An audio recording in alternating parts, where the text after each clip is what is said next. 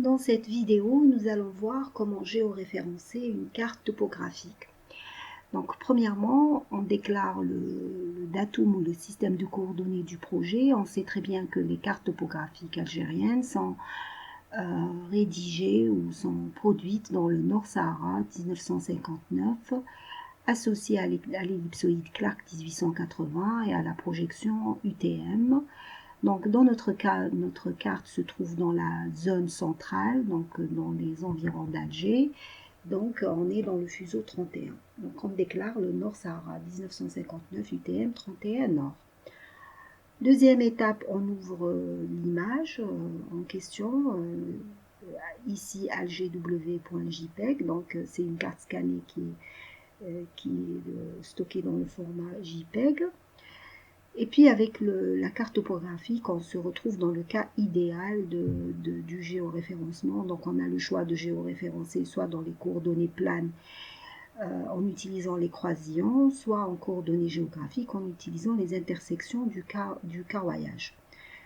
Donc première des choses, on va, voilà, comme vous pouvez le constater ici, les coordonnées sont données en kilomètres. Donc pour éviter d'encombrer la carte avec les zéros, donc ça se lit 501 km, mais lorsqu'on introduit les points d'appui, on les introduit dans l'unité mètre. Donc normalement 3 points suffisent, mais nous allons saisir 4 points pour avoir une bonne homogénéité dans le géoréférencement. Donc on commence par le premier point.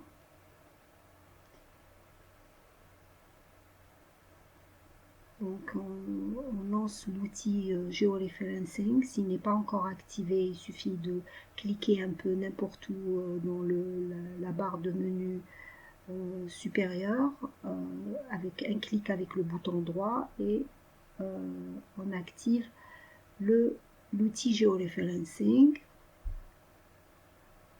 Ici il est déjà activé. Donc on utilise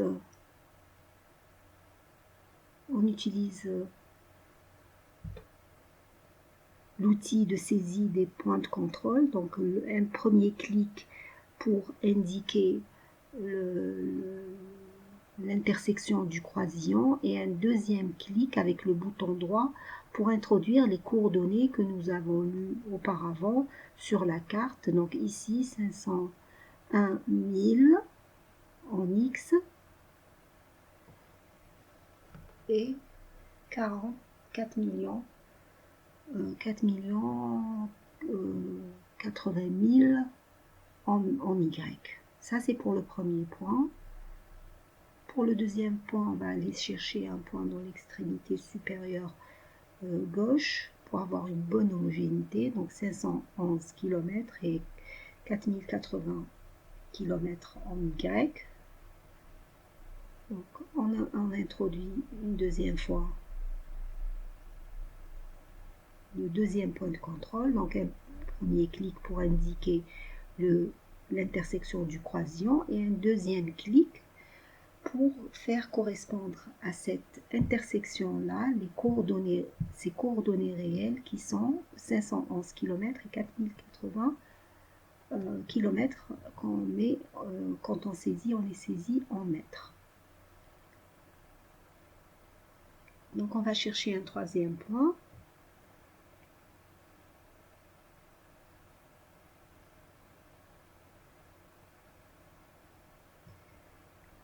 Donc 502 et 4067. Donc on prend le troisième point, on saisit le troisième point de contrôle.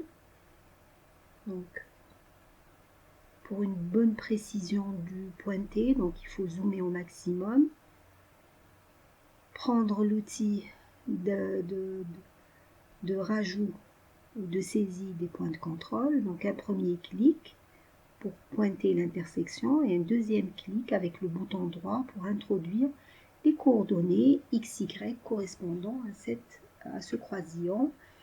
Dans ce cas, c'est le 502 000 mètres en X. et 4 067 000 mètres en Y. Voilà, donc nous avons saisi 3 points. Normalement, on aurait pu se contenter de 3 points, mais pour avoir une bonne répartition, une bonne homogénéité dans le géoréférencement, on va prendre un 4e point. Ici, Add Control Points.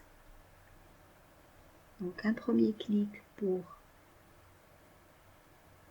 saisir l'intersection du croisillon, les coordonnées locales de l'intersection du croisillon, et un deuxième clic avec le bouton droit pour faire correspondre à cette intersection-là les coordonnées réelles du croisillon dans la carte, et qui sont 510 000 mètres en X et 4 068 000 mètres en Y. Avec ces 4 points, il me semble que c'est largement suffisant. Donc nous allons consulter la table des résidus. En matière de géoréférencement, et quand on travaille avec les données raster, on a le droit de se tromper d'un seul pixel. Donc les résidus doivent être inférieurs à 0. Sinon, on doit réajuster, vérifier la position des points de contrôle. On va vérifier, déjà on a des valeurs un peu bizarres. Note a number, ou nous avons, je crois, un problème avec les points de contrôle 3 et 4, ou les points d'appui, pardon. Donc on va vérifier ce qui se passe avec ces points. Donc il suffit de sélectionner le point de contrôle en question et appuyer sur Zoom. Donc zoomer sur ce point de contrôle. Donc ici, visiblement, il n'y a pas de problème. On va faire la même chose pour le deuxième point de contrôle, la même chose pour le troisième. Ah, avec le troisième, il semble qu'il y a un problème. Donc, le point est décalé. Les deux pointés sont décalés les uns l'un par rapport à l'autre. Donc, on doit corriger. Et pour cela, on va, donc 502. Ok, il n'y a pas de, on vérifie la lecture des coordonnées. Visiblement, il n'y a pas d'erreur de lecture de coordonnées, mais il y a un problème dans le pointé. Voilà, il y a un problème dans le pointé.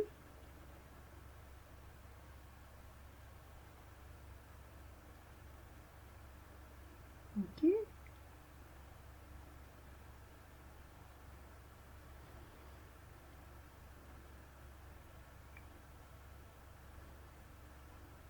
Ok. Là, c'est clair. C'est clair qu'il y a un décalage entre le premier pointé et le deuxième. Donc, il suffit de le sélectionner et de le ramener à sa place. Donc, c'est ce qu'on va faire ici pour corriger cette erreur. On va sélectionner le point.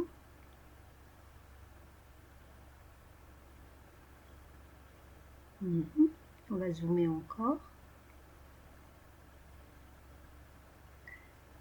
Et puis, on va sélectionner, on va utiliser l'outil de sélection des points de contrôle, Select Link, voilà, on va sélectionner et ensuite on va ramener le point de contrôle sur l'intersection. Voilà, on va faire correspondre les deux points puisqu'il y a eu un décalage, il y a eu un petit problème au moment du pointé, donc ils se sont décalés. Là, on l'a ramené, on les a fait correspondre.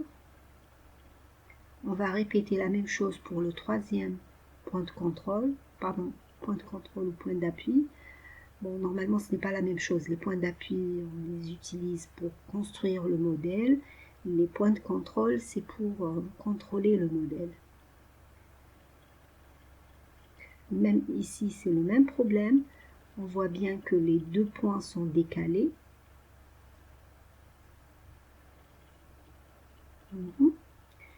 Donc même chose, on va utiliser l'outil de sélection.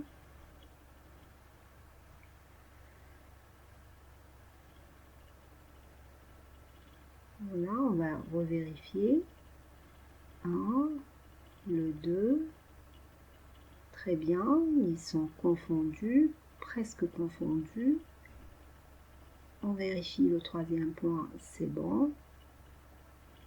Et le quatrième, on vérifie les résidus, ils sont tous inférieurs à 1. Les résidus en X et les résidus en Y et le résidu total, ils sont tous inférieurs à 1, donc c'est validé. La transformation premier ordre du polynôme, donc un polynôme d'ordre 1 ou polynôme, enfin c'est une fonction linéaire, ça convient très bien pour le géoréférencement, on n'a pas besoin de plus que ça. Donc là j'ai utilisé le Georeferencing Update, donc ce géoréférencement consiste à créer un fichier auxiliaire qui contient les informations sur le géoréférencement. Donc, il n'y a pas de création d'un nouveau fichier raster. Donc, c'est toujours l'ancien fichier raster auquel se rajoute un fichier auxiliaire qui contient les informations du géoréférencement. Donc, comme vous le voyez, maintenant, si je balade le curseur sur la carte, sur la fenêtre inférieure droite,